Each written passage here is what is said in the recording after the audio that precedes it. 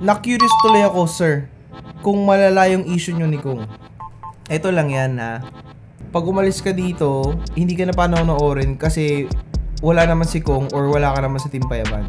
Pag lumutan 9693, bakit hindi ka na nagtuloy sa Team Payaman quiz? Kasi nung nagkaroon ako ng goal na magkaroon ng project sa Team Payaman, I really worked hard para mapansin nila. At some point, mararamdaman mo na parang ayoko dito. Parang hindi ako para dito. Hindi ako para sa kanila. I don't know if may problem ba ako sa pakikipag-socialize or getting along with people. Pero sabi ko sa sarili ko, sana next time, hindi na to trabaho. Parang ayoko na ng ganito. Hindi ko talaga alam kung ano yung naging issue namin, honestly.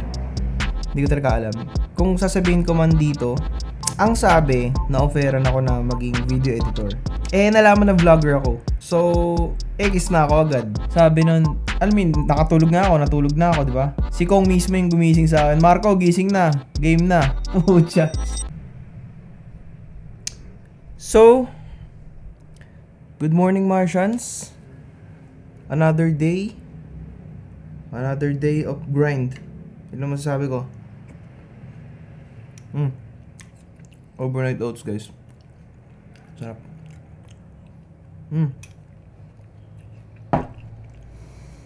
Yes.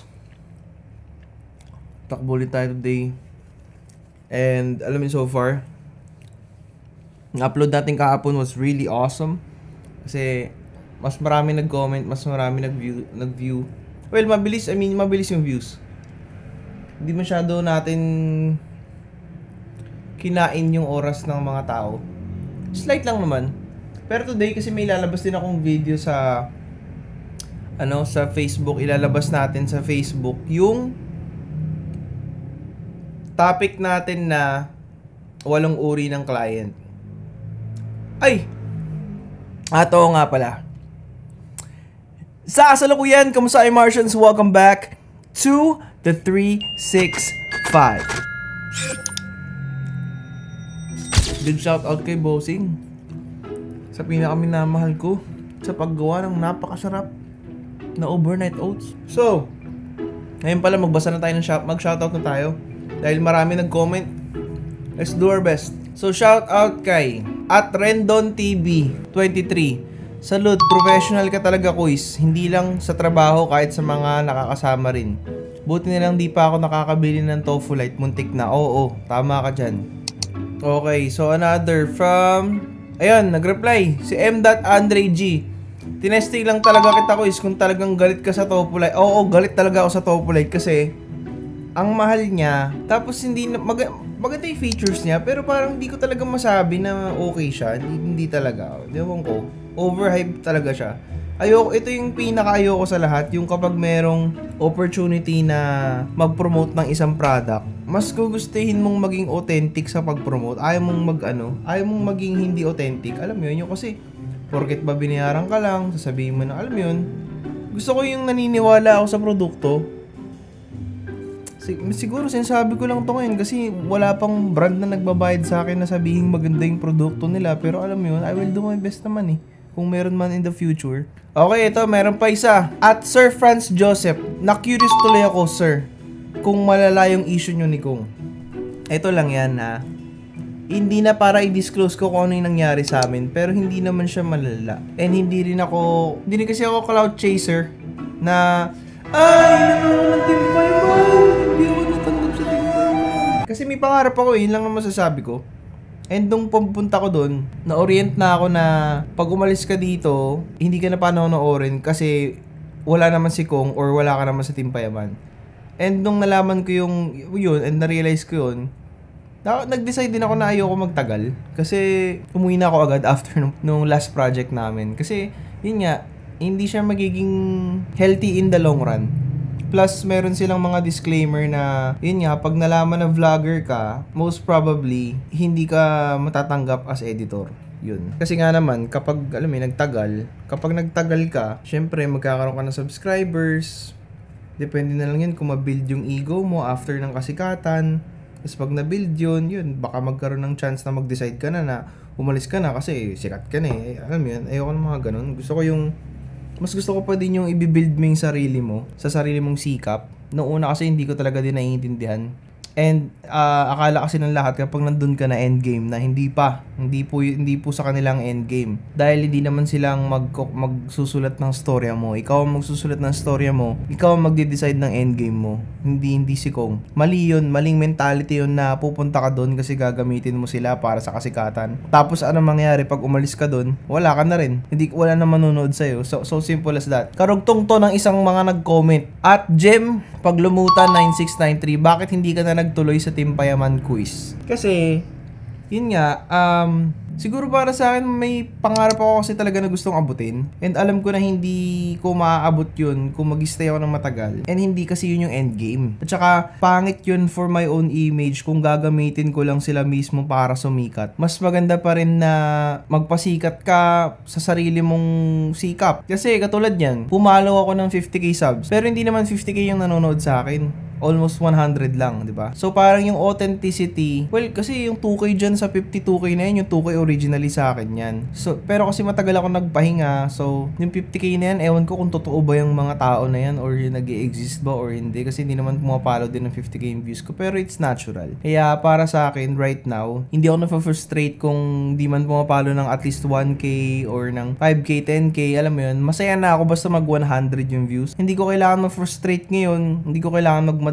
Ang kailangan kasi talaga, i-build mo yung sarili mo slowly but surely. At bukod doon, magkaroon ka ng patience, at syempre, maging masaya ka sa pagbuo ng audience mo. Kasi, kung di ako, alam nyo ba, Martians, kung hindi ako nag-daily vlog, hindi ako magiging ganito ka-connected sa inyo. Hindi ako magtsatsaga na basahin yung comments nyo, makipagkwentuhan, i-explain sa inyo mga bagay-bagay, mag-isip ng mga topics everyday. Wait lang. Lagi nyo tatandaan, isa sa mga best feeling ever is kapag nagpe-pay off ang hard work. Nung nagkaroon ako ng goal na magkaroon ng project sa Team Payaman, I really worked hard para mapansin nila. And then nung napansin nila, I did my best para mag-deliver. Pero parang at some point, mararamdaman mo na parang ayoko dito. Parang hindi ako para dito. Hindi ako para sa kanila. And most probably, hindi nila ako pipiliin. It's not hindi naman sa pagiging negative thinker. Pero kasi I understood na hindi ako yung laging taong pinipili. I'm never the first choice of anyone. And I learned from that way back then since high school. I don't know if may problem ba ako sa pagkikipag-socialize or getting along with people. Pero right now, kung nasan man ako, I will say I'm at my best. And I am at a mindset where okay ako. Okay na akong kausap, okay akong kasama. I'm not the man I used to be. Sa mga lumang tao na nakakaalam, na nakakakilala ko sa akin, ibang-iba ako. I'm a different person. Sabihin na lang natin, kung ikukumpara ko si 2021 Marco versus yung ngayon, iba talaga. Kasi yun nga, people grow and people learn from experience if you indulge in the experience, and if you indulge and push yourself to grow, talagang mag-grow ka. Pero if you try to stay sa mga bagay na, like let's say, hindi ka magbago ng pananaw, kung alam mo na yung pananaw mo nakapag-cause ng disappointment sa ibang mga tao, hindi ka talaga mag-grow. Talagang diyan ka na lang. As in, ganyan ka na lang talaga. Pero if you're willing to grow, you're willing to accept your flaws, you're willing to grow out of your flaws, talagang may magbabago sa'yo. Talagang matututunan mo maging tao. Alam mo yun, madedevelop mo yung personality mo. Siguro misinterpretation yung naging issue namin ni Kong. Hindi ko talaga alam kung ano yung naging issue namin, honestly. Hindi ko talaga alam. Kung sasabihin ko man dito, sa part ng vlog na to, ang sabi, kasi before, meron akong video na payaman sauce, tapos may nangihingi nung video ko. Ngayon, yung nangihingi ng video na yun, hindi ko alam kung legit yun o scam. Kasi way back then, uso nga yung, nung after na ata ng pandemic, uso yung kuhaan ng mga videos. Para sa akin, yung Team Payaman sauce na video, binuhos ko yung 100% ko dun. Kasi pati yung last remaining na pera ko, binuhos ko na. Dahil nga sobrang desperate ko nang makapaggawa ng opportunity para sa sarili ko.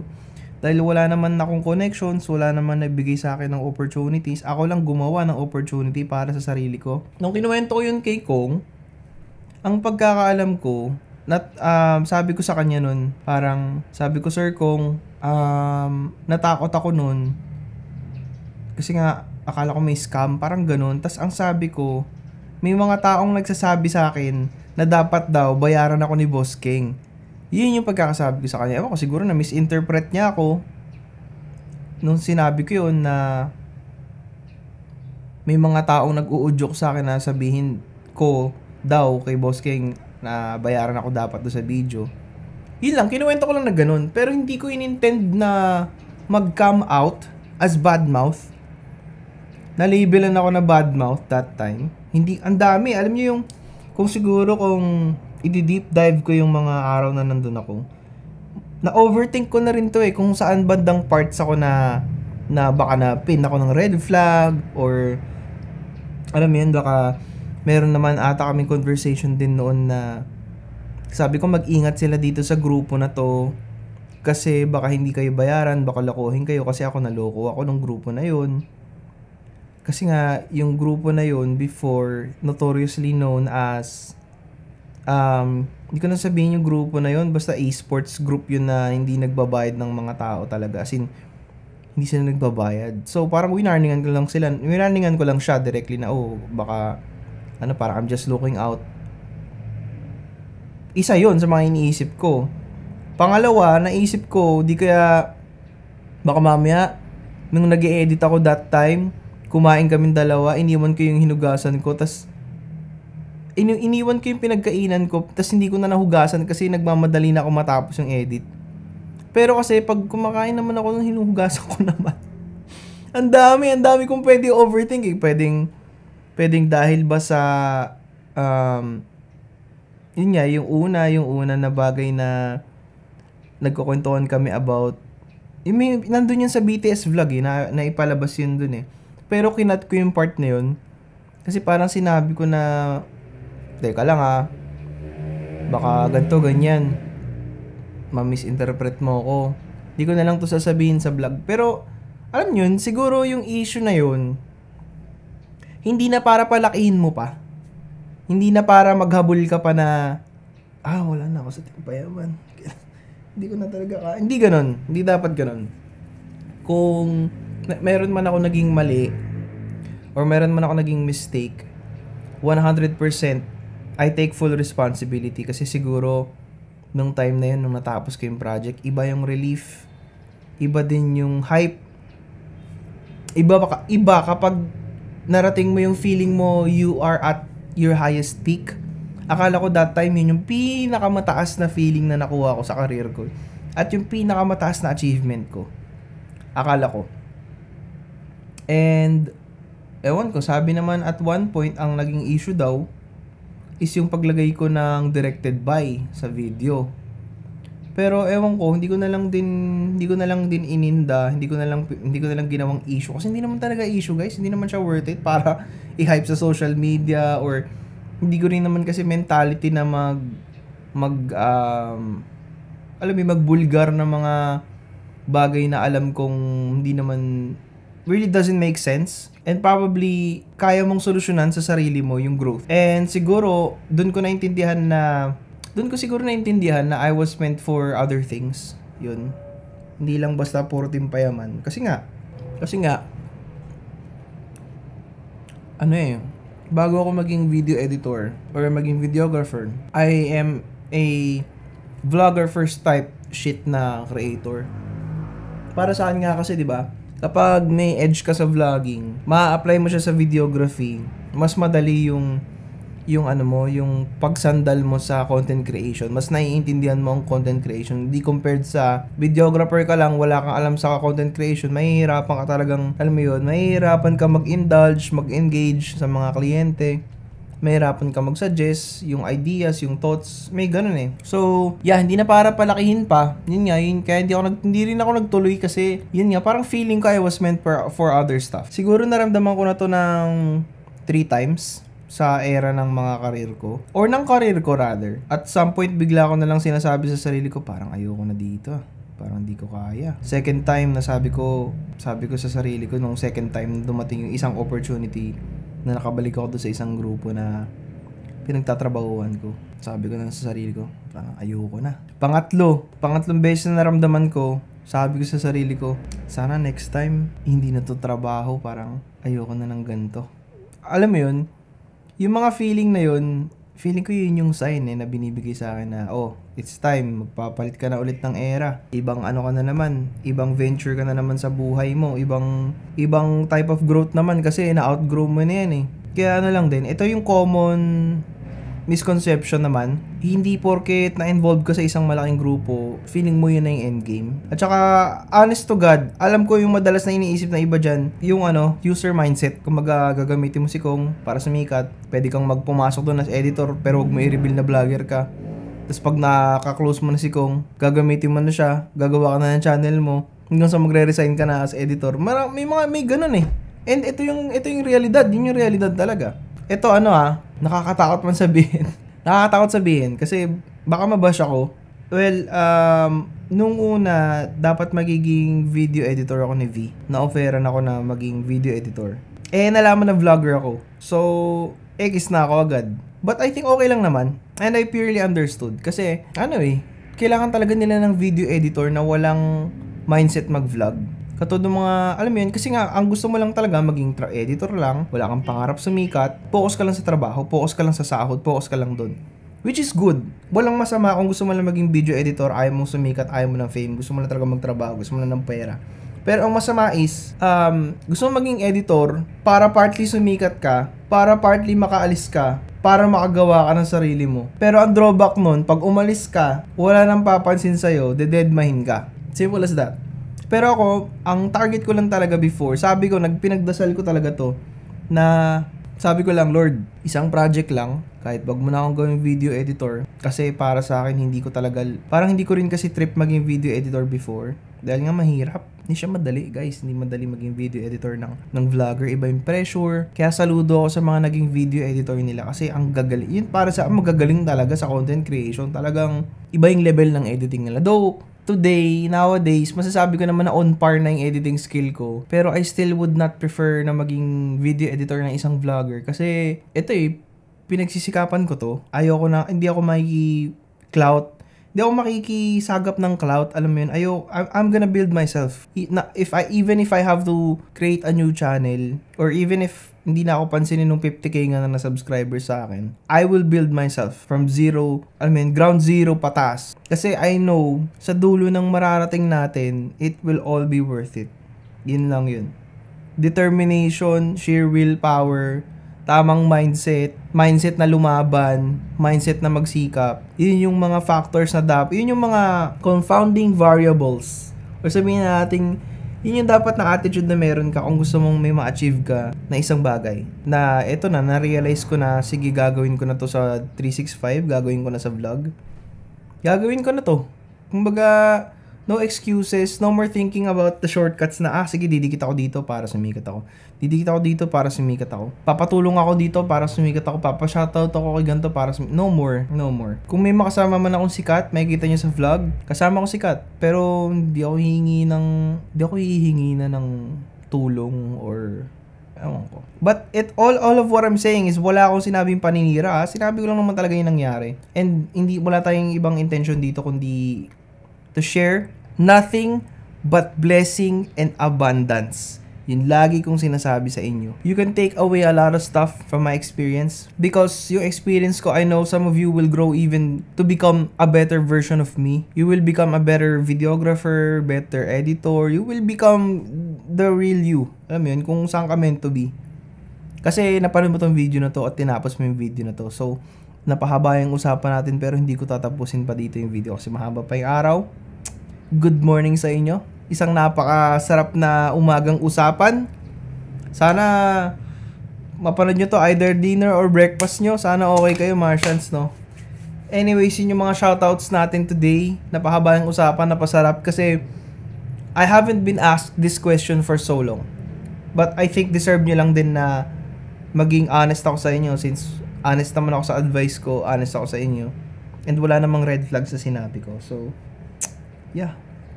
Yun lang naman. Okay, so guys, honestly, nalatag ko na yung in-edit nating vlog. Ngayon, actually may in-edit ako. Which is yung shoot natin nung nakarang linggo. But, ang masasabi ko lang din, no, kasi ni-review ko yung mga sinabi ko. Alam mo yung nakakatawa, Martians? Alam nyo, Martians, kung ano yung nakakatawa? Sobrang tandang-tanda ko lahat ng ginawa ko dun. Kasi, sobrang memorable niya para sa akin.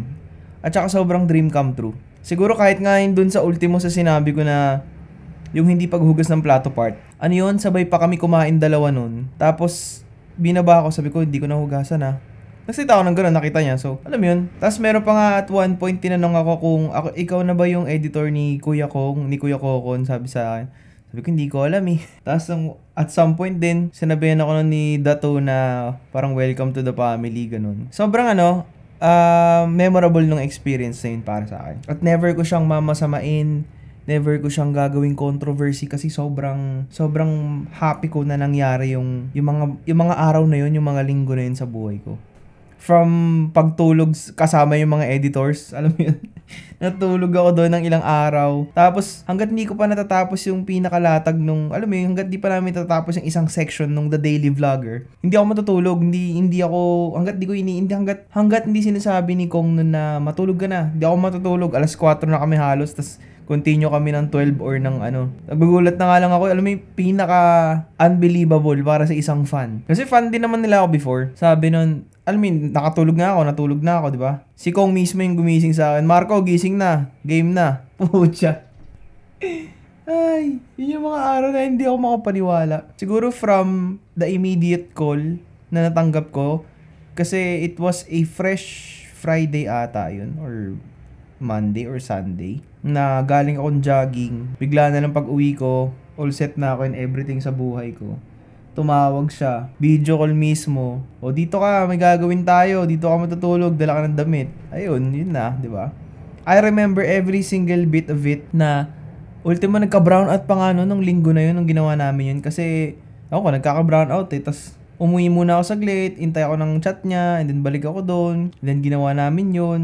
First time ko rin makatira sa bahay nun na maraming tao, as in. Ang dami talagang tao. And ayun nga, alam mo yun, nakatambay ako sa editor's room, nakatulog ako. Hanggang sa yun nga, yung last moment na nandun na ako, parang hindi ko na alam yung gagawin next. Kasi wala naman kaming formal na usapan nun. Umalis siya.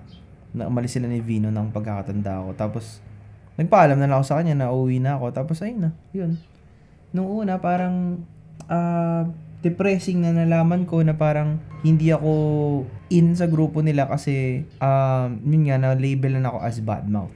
I don't know kung dapat ko bang sabihin yun, pero alam mo yun, I'm not making a controversy out of this. This is just the real, ito yung totoong experience. Walang halong pa-clout, walang halong pa-fame. Hindi na to para palakihin pa, pero gusto ko lang maging transparent sa inyo. And sobrang grabe thankful ako na naranasan ko yun. And iba yung Marco noon na yun, sa Marco ngayon. Oo, na-depress ako nga that time. Sinabi ko na to sa video ko nun about kay Kulob eh. Yun yung pinagkaiba namin ni Kulob. Si Kulob kasi nung natanggal, hindi niya nilaban yung sarili niya. Ang ginawa niya, naghabol siya. Nagmukha siyang desperado. Ako, hindi ako naghabol. Siguro kung sasabihin ko man mukha ako naghabol, nag-chat lang ako at nag-sorry ako nun kay Kong. As in, direktang explain na yun. Siguro nagkaroon kami ng misinterpretation about sa communication namin. Well, it's okay. Ang hindi rin kasi nare-realize ng lahat, ang dami nilang gustong maging timpayaman. Akala nila, pa naging part sila ng grupo na yon, alam mo yun, cool na sila or madaling dumating ang kasikatan, madaling dumating ang opportunities. Oo, madaling dumating. Pero, alam mo yun, ang pangit ng mentality na sasali ka doon dahil may hidden agenda ka na gagamitin mo lang sila para sa kasikatan. That kind of fame will always be the worst kind of fame. Yung pag nakuha mo immediate, in-snap yung kasikatan, instantly mawawala din yan. Di ako naniniwala sa instant famous and then, alam mo yun, mas maganda at mas masarap sa feeling, mas may pride ka kapag ginapang mo yung mga bagay ng sarili mo. Ako yun ang pinaka i-share ko sa inyo talaga na bago pa ako nagkaroon ng idea nun na magpapansin sa kanila, na mapansin yung work ko kasi feeling ko mas maraming tao yung makakakita sa akin kung paano ako mag-work, kung gaano ako kalinis gumawa. Pero, alam mo yun, ang lang din, ewan ko, talagang akala ko noon ganun. Pero nung after nga nung nangyari sa amin, nung na-depress ako for 1 whole year, nag-iba yung tingin ko sa vlogging, tapos parang, nag-iba na rin yung tingin ko sa kanila. Pero not for the worst. Parang mas nagkaroon ako ng understanding na siguro nga I don't belong to a specific group of people. Naintindihan ko rin na I'm not everyone's favorite friend. I'm not everyone's first option. It's okay na maliit lang yung circle. Alam mo yun?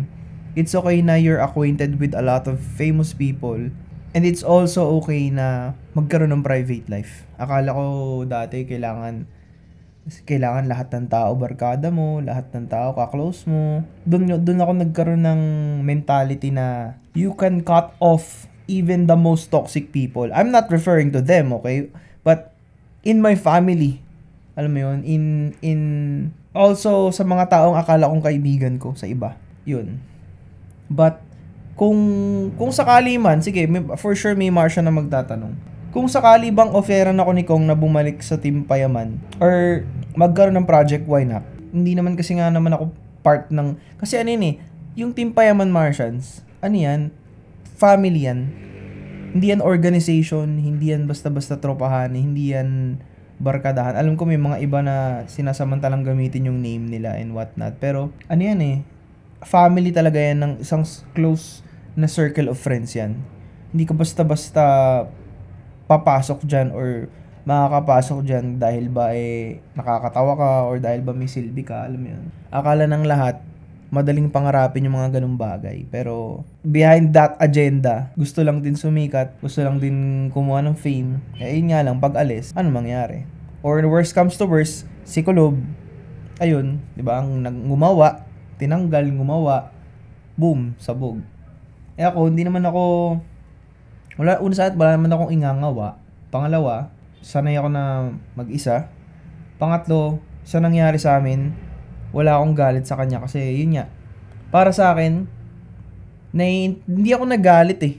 Hindi ako nagalit talaga. Kumaga parang na-depress lang ako, tapos nag-move on ako for a year. Tapos naniwala ako na kaya kong itaguyod yung pangarap ko nang hindi ako basta-basta hinihila ng kung sino man. And ang pangit talaga nun sa image mo, kung nagpahila ka lang ng fame, yun yung tatandaan nyo. Huwag kayong basta-basta magpapahila. Kung kaya nyong gawin dahil, alam mo yun, kompleto yung katawan mo. May dalawang paa, dalawang kamay, may utak ka. Sikapin mo mag-isa. Hindi mo kailangan magpahugot sa iba. Ako kung tutuusin, not to brag, ang dami kong sikat na kaibigan. Pero, hindi ako nang hingi ng tulong sa kanila na pasikatin nyo ako. Or, hindi. Honestly, hindi. Masaya lang ako sa presence nila. Masaya lang ako na naging kaibigan ko sila. Masaya ako na naging magkaibigan kami bago pa yung iba sumikat. Pero hindi na para manghingi pa ako ng fame or sabihin nyo ako yung pinakamagaling na videographer para maraming kumuha sa akin. Yung mga ganung bagay, di ba? Sobrang personal na naman itong vlog na to natin today, Martian. So, sana wag nyo akong ma-misinterpret kasi pure experience. It was one of the best chapters of my career. Kasi after nung Team Payaman era ng buhay ko, nakatrabaho ko na yung mga ibang sikat, naging tropa ko na ibang sikat, hanggang makapunta na tayo ng ibang bansa, which is yung mga Japan vlogs. Nagkaroon ako ng client na dinadala ako sa iba-ibang bansa. Pero alam nyo, it was also all thanks sa naging one goal ko na project. Kasi alam ko yung one project na yun, which is yung daily vlogger, yun ang magiging forefront ng portfolio ko. What I'm looking for right now is another gem na tutumbas nun. Pero nagkaroon ako ng iba pang projects naman, almost same level nun. Pero hindi na para iyabang ko pa. Alam mo yun? The only thing I can always say is, ako yung naging editor ako dati sa Team Payaman. Naging part ako ng Team Payaman dati for almost 2 months. Kahit hindi naman literal na on-cam. Na editor lang naman. And nakasalamuha ako si Kong TV. At nabigyan niya ako ng wisdom, ng advice, na share niya sa akin yung mismong YouTube channel niya. May access pa nga ako sa YouTube channel niya nun yung nakikita ko yung lahat. Pati yung mga content na hindi na-upload. Pero alam mo yun, it was a really, really happy. It was one of the happiest eras of my life. Ngayon, ang alam ko recently, since 2023 ata, At some point sa isang convention, nagkita pa kami nila Boss King at saka ni Juni Boy. Kilala pa rin nila ako. And binati nila ako ilang beses pa. And ngayon, siguro kung, alam yun, I really don't mind kung magkaroon man ulit kami ng project, The Daily Vlogger Part 2. Alam mo yun, siguro mas maganda na yung mga magagawa ko ngayon kung sakali man na ma-involve ulit ako sa kanila. Pero, ayun, hindi tayo dapat nag-expect pero focus tayo sa sarili nating gawa.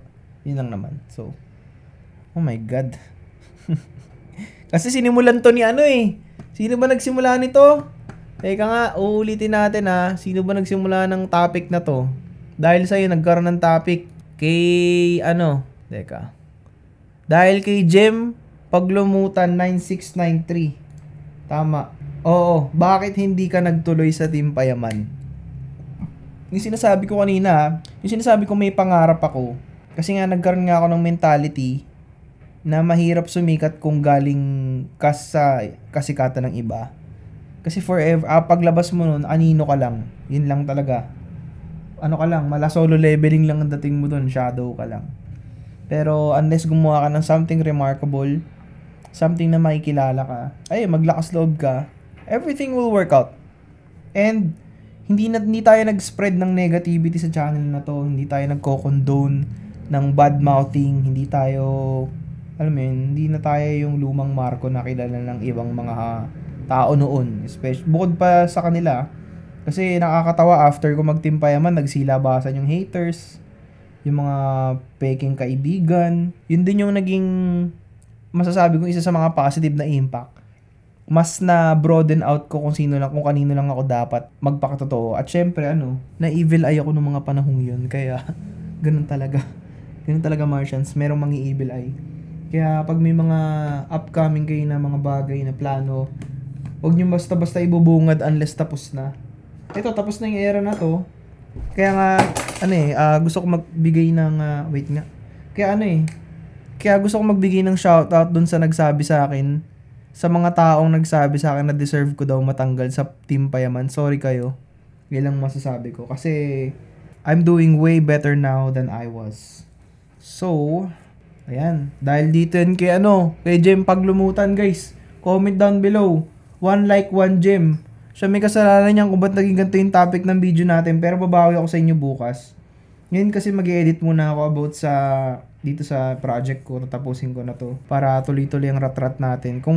Ito yun kung mapapansin nyo bakit aligaga yung mga recent vlogs. Well, okay naman yung mga topics. Pero parang hindi ako nakaka-push ng effort. Kasi binablock ng isang project yung energy ko. At gusto kong mag-full force sa mga uploads ko, mga susunod. Pag wala na akong project na ongoing. Pero syempre, mahal ko kayo, Martians, huwag nyo nga yan. Alam nyo na. Kung nakarating kayo sa parte ng video na to, I'm spreading nothing but blessing in abundance. Sending you guys all the opportunities na deserve nyo. At syempre, kung nakarating kayo sa part ng video na to, ito na yung sign na matutupad lahat ng pangarap, mabibigyan kayo ng lahat ng project. At ito yung sign, coming from me, na dapat yung pagsikapan kung ano man ang pangarap nyo. Don't chase clout from other people and it will always be worth it. Yun lang, kapag pinagsikapan nyo talaga from 0 to 100. Tulad na itong 365, dahan-dahan kong nararamdaman dahan-dahan kong naibalik yung Marco Mars na alam kong kaya mag-vlog. Honestly, dahil din sa inyo. Kasi, yun nga, naibalik ko talaga yung sarili ko dahil sa inyo. Akala ko, nung time na nawala na ako dun, tas na-hurt ako, na-depress ako, syempre, akala ko hindi na ako makakabalik sa pag-vlog. Pero nung nag-try ulit ako, since January 1, hanggang na-develop, nang nag-grow, naging masaya. Kasi after a year, hinanap ko talaga yung kung sino man ako Alam mo yun, dinevelop ko talaga kung ano man yung mga mali. Ina-analyze ko kung bakit may mga taong nawala sa buhay ko. Talagang character arc. Pero yun nga, Martians, ngayon pa lang, paparating pa lang ang 100k subs at libo-libong viewers. Pero sa mga OG, 100 plus Martians, nagpapasalamat ako sa inyo kasi binalik nyo ako. Binalik nyo ako sa, pagiging Marco Mars. Sige na, masyado ng cheesy, guys. Back to technicalities and editing. Kasalanan mo to, Jem Paglumutan 9693. Shoutout sa'yo. So, sa pagkatapos, that is it for this vlog. Make sure to like and subscribe para may good vibes. I'm sending you nothing but blessing and abundance. And kita-kits tayo bukas. Tatapusin ko muna mga projects ko today. Well, actually, first round ng project today. But I will do my best, especially tomorrow. So, I'll see you guys.